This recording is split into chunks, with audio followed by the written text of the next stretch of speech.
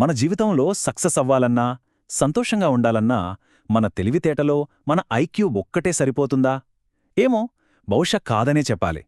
మనందరిలో మనల్ని నడిపించే మరో అద్భుతమైన శక్తి ఉంది. అదే ఇమోషనల్ ఇంటెలిజెన్స్, అంటే భావోద్వేగ ప్రజ్ఞ. డేనియల్ గోల్మాన్ రాసిన ఈ పుస్తకం మన జీవితాన్ని మార్చేసే ఒక మాస్టర్ కీ లాంటిది. మరి ఈరోజు ఈ పవర్ఫుల్ కాన్సెప్ట్ గురించి లోతుగా తెలుసుకుందామా? ఒక్కసారి ఆలోచించండి. మన చదువు, మన తెలివి కంటే మనల్ని మనం అర్థం చేసుకోవటం, మన ఎమోషన్స్ను కంట్రోల్లో పెట్టుకోవటం, పక్కవాళ్ల ఫీలింగ్స్ని గ్రహించడం, ఇదే ఎక్కువ ఇంపార్టెంట్ అంటే కాస్త వింతగా అనిపించొచ్చు కదా. కాని ఈ పుస్తకం మొదలయ్యేదే ఈ ప్రశ్నతో. మన ఆలోచనా విధానాన్నే ఇది ఛాలెంజ్ చేస్తుంది.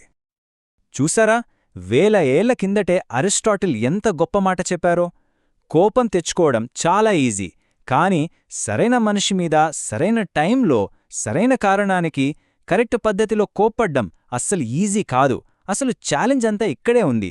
మరి మన ఎమోషన్స్ని ఎలా మేనేజ్ చేయాలి, వాటిని మన బలంగా ఎలా మార్చుకోవాలి? డానియల్ గోల్మాన్ తన పుస్తకంలో సరిగ్గా ఇదే ప్రశ్నకు జవాబిచ్చారు. ఆ దారేంటో ఇప్పుడే చూసేద్దాం. సరే, అయితే ముందుగా అసలీ భావోద్వేగ ప్రజ్ఞ అంటే ఎమోషనల్ ఇంటెలిజెన్స్, సింపుల్గా ఈక్యూ అని పిలుద్దాం. దీని గురించి క్లియర్గా అర్థం చేసుకుందాం. ఇది మన లోపలి ప్రపంచాన్ని అర్థం చేసుకునే ఒక శక్తి. మన జీవితానికిదొక ఫౌండేషన్ లాంటిది. సింపుల్గా చెప్పాలంటే మన ఫీలింగ్స్ని మనం తెలుసుకోవడం, వాటిని కంట్రోల్లో పెట్టుకోవడం, అంతేనా? కాదు. మన చుట్టూ ఉన్నవాళ్ల ఫీలింగ్స్ని కూడా అర్థం చేసుకుని వాళ్లతో మంచి రిలేషన్షిప్స్ మెయింటైన్ చేయడం. అన్నింటికన్నా ముఖ్యమైన విషయమేంటంటే ఇది పుట్టుకతో వచ్చేది కాదు, ప్రాక్టీస్తో మనం నేర్చుకోగల ఒక వండర్ఫుల్ స్కిల్ ఇది. ఐక్యూ చాలా ఎక్కువగా ఉండి ఈక్యూ లేకపోతే ఎంత డేంజరో చెప్పడానికి ఈ జాసన్ అనే అబ్బాయి కథే ఒక పర్ఫెక్ట్ ఎగ్జాంపుల్. జాసన్ ఒక బ్రిలియంట్ స్టూడెంట్, అన్నీ ఏ గ్రేడ్లే. కాని ఒక్క ఫిజిక్స్లో బీ గ్రేడ్ వచ్చిందని, తన డాక్టర్ అయ్యే కలను నాశనం చేశాడని కోపంతో తన టీచర్నే కత్తితో పొడిచేశాడు. ఆలోచించండి, ఇక్కడ అతని తెలివేమైంది? అతని ఎమోషన్స్ ముందు అది పూర్తిగా ఓడిపోయింది. దీన్నే గోల్మాన్ ఎమోషనల్ హైజాకింగ్ అంటారు. అంటే మన లాజికల్ బ్రెయిన్ను మన ఎమోషన్స్ పూర్తిగా తమ కంట్రోల్లోకి తీసుకోవడమన్నమాట. సరే, ఇప్పుడు ఎమోషనల్ ఇంటెలిజెన్స్ని అర్థం చేసుకోవాలంటే దానికున్న 5 పిల్లర్స్ని మనం తెలుసుకోవాలి. ఇవి మన జీవితానికి 5 పునాదుల్లాంటివి. వీటిని అర్థం చేసుకుంటే చాలు, మన లైఫ్ని మనమే అద్భుతంగా డిజైన్ చేసుకోవచ్చు. మరి ఆ 5 పిల్లర్స్ ఏంటో ఒక్కొక్కటిగా చూద్దాం. మొదటిది, చాలా ముఖ్యమైనది, సెల్ఫ్ అవేర్నెస్, అంటే స్వీయ అవగాహన. మనల్ని మనం తెలుసుకోవడం. మనకు కోపం వస్తోందంటే ఓకే, నాకు ఇప్పుడు కోపం వస్తోంది అని గుర్తించగలగడం. బాధగా ఉంటే ఆ బాధను గమనించడం. ఈ అవేర్నెస్సే మిగతా అన్నింటికీ బేస్. ఈ కథ ఎంత బాగుందో కదా. ఆ సమురాయికి ఎప్పుడైతే తన కోపాన్ని తను గమనించాడో ఆ క్షణంలోనే మార్పొచ్చేసింది. మన ఎమోషనల్ స్టేట్ని మనం గుర్తించడమే దాన్ని మార్చడానికి వేసే మొదటి అడుగు.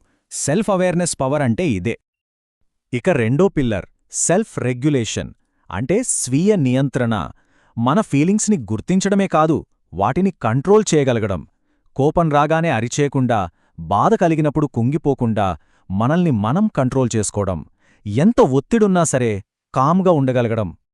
సెల్ఫ్ రెగ్యులేషన్లో ఒకే ఒక బెస్ట్ టెక్నిక్ ఏంటంటే, మనకు ఏదైనా ఫీలింగ్ కలగగానే రియాక్ట్ అవ్వకుండా జస్ట్ ఒక్క క్షణం పాజ్ ఇవ్వడం. ఆ కోపంలో ఒక చిన్న వాక్కి వెళ్లడం, లేదా సిచ్యువేషన్ని వేరే యాంగిల్లో చూడటానికి ట్రై చేయడం. ఇలా చేస్తే విపరీతమైన కోపం వల్ల మన బ్రెయిన్ ఆలోచించే శక్తిని తాత్కాలికంగా కోల్పోతుంది. చూసారా? దాన్ని కాగ్నిటివ్ ఇన్కెపాసిటేషన్ అంటారు. దాని నుండి మనం తప్పించుకోవచ్చు. మూడోది, మోటివేషన్, అంటే ప్రేరణ. ఇది ఎవరో ఇస్తే వచ్చేది కాదు, మన లోపల నుంచి రావాలి. ఆశ, పాజిటివ్ థింకింగ్, అలాగే పెద్ద గోల్స్ కోసం చిన్న చిన్న సంతోషాలను వాయిదా వేసుకోగలగడం. ఇవన్నీ కూడా ఈ ఇంటర్నల్ మోటివేషన్లోకి వస్తాయి. ఈ మోటివేషన్లో ఒక సూపర్ స్టేట్ ఉంటుంది. దాన్నే ఫ్లో అంటారు. అంటే మనం ఒక పనిలో పూర్తిగా మునిగిపోయి, టైం కూడా మర్చిపోయి, మన బెస్ట్ పర్ఫార్మెన్స్ ఇచ్చే అద్భుతమైన ఫీలింగ్ అది. ఆ ఫ్లో స్టేట్లో ఉన్నప్పుడు మనం చేసే పని అస్సలు భారం అనిపించదు, చాలా ఆనందంగా ఉంటుంది. నాలుగోది, ఎంపతి, అంటే సానుభూతి. సింపుల్గా చెప్పాలంటే పక్కవాళ్ల స్థానంలో మనల్ని మనముంచి ఆలోచించడం. ఇది కేవలం అయ్యో పాపమనడం కాదు, వాళ్ల ఫీలింగ్స్ని నిజంగా అర్థం చేసుకోవడం. మనుషుల మధ్య బంధాలకు ఇదే అసలైన పునాది. ఎంపతి ఎంత పవర్ఫుల్లో చెప్పడానికి ఈ స్టోరీ వినండి. ఒకరోజు ట్రైన్లో ఫుల్లుగా తాగిన ఒకతను అందర్నీ తిడుతూ గొడవ చేస్తున్నాడు. అక్కడే ఉన్న ఒక ఐకిడో మాస్టర్ అతడితో ఫైట్ చేయడానికి రెడీ అయ్యాడు. కాని అంతలోనే ఒక ముసలాయన ఆ తాగుబోతు దగ్గరికి వెళ్ళి చాలా ప్రేమగా ఏం తాగావునాయనా అని అడిగాడు. అతనితో అతని లైఫ్ గురించి, ఇష్టాల గురించి మాట్లాడటం మొదలుపెట్టాడు. అంతే, ఆ తాగుబోతు కరిగిపోయి తన భార్య చనిపోయిందని, జాబ్ పోయిందని ఏడవడం మొదలుపెట్టాడు. చూడండి, ఆ ముసలాయన వాడింది కండబలం కాదు, ఎంపతి అనే మనోబలం. ఇక ఫైనల్గా 5వ పిల్లర్ సోషల్ స్కిల్స్, అంటే సామాజిక నైపుణ్యాలు. ఇది మనం ఇంతకుముందు చెప్పుకున్న 4 పిల్లర్స్ యొక్క కాంబినేషన్ అన్నమాట. ఇతరులతో ఈజీగా కలిసిపోవడం, టీంని లీడ్ చేయడం, గొడవల్ని పరిష్కరించడం, ఇవన్నీ దీని కిందకే వస్తాయి. ఓకే, ఇప్పటివరకు ఈక్యూ అంటే ఏంటో, దాని పిల్లర్సేంటో చూశాం కదా. ఇప్పుడు అసలు విషయానికొద్దాం. నిజ జీవితంలో ఐక్యూ గొప్పదా, ఈక్యూ గొప్పదా? ఏది మనల్ని సక్సెస్ వైపు నడిపిస్తుంది? కొన్ని ఫ్యాక్ట్స్తో సహా ఈ విషయాన్ని క్లియర్గా చూద్దాం. చూడండి, ఐక్యూ అంటే మన అకాడమిక్ స్మార్ట్నెస్, లాజిక్, రీజనింగ్ లాంటివి.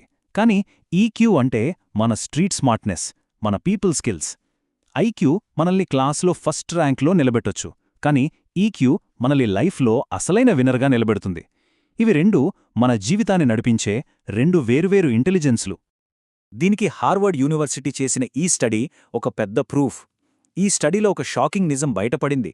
ఏంటంటే, చాలా ఎక్కువ ఐక్యూ ఉన్న స్టూడెంట్స్ వాళ్ల ఫ్యూచర్ లైఫ్లో ఎక్కువ జీతం సంపాదించలేకపోయారు, అంత హ్యాపీగా కూడా లేరు. దీన్ని బట్టి మనకి ఏమందమవుతుంది? కేవలం బుక్స్ నాలెడ్జ్, అకాడమిక్ తెలివి మాత్రమే సక్సెస్ని గాని హ్యాపీనెస్ని గాని ఇవ్వలేవు. అయితే ఇక్కడ ఒక గుడ్ న్యూస్ ఉంది. మన ఈక్యూని మనం డెవలప్ చేసుకోవచ్చు. ఇదొక లైఫ్ లాంగ్ జర్నీ లాంటిది. మరి మన ఈక్యూని పెంచుకోవడానికి కొన్ని సింపుల్ అండ్ ప్రాక్టికల్ స్టెప్స్ ఏంటో ఇప్పుడు చూద్దాం. ఈ 5 స్టెప్స్ చూడటానికి చాలా సింపుల్గా ఉంటాయి, కానీ వీటిని మన డైలీ లైఫ్లో ఒక అలవాటుగా మార్చుకుంటే మనలో చాలా పెద్ద మార్పొస్తుంది. మన ఫీలింగ్స్ని గమనించటం, రియాక్ట్ అయ్యే ముందు ఒక్క సెకండ్ ఆగటం, పక్కవాళ్ల పాయింట్ ఆఫ్ వ్యూలో ఆలోచించటం, వాళ్ళు చెప్పేది నిజంగా శ్రద్ధగా వినటం, మనసులోకొచ్చే నెగటివ్ థాట్స్ని ఛాలెంజ్ చెయ్యటం, ఇవన్నీ ప్రాక్టీస్తో మనకి ఈజీగా వచ్చేస్తాయి. సరే, ఇక మనం ఫైనల్ స్టేజ్కి వచ్చేశాం. మొత్తం ఈ డిస్కషన్ యొక్క సారాంశం ఒక్కటే: మనసుని గెలిస్తే జీవితాన్ని గెలిచినట్టే.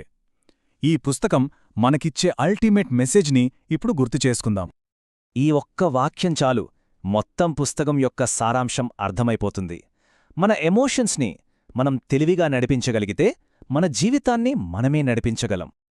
ఒక విషయం గుర్తుంచుకోవాలి, ఎమోషన్స్ని కంట్రోల్ చేయడం అంటే వాటిని అణిచిపెట్టడం కాదు, వాటిని అర్థం చేసుకోవడం.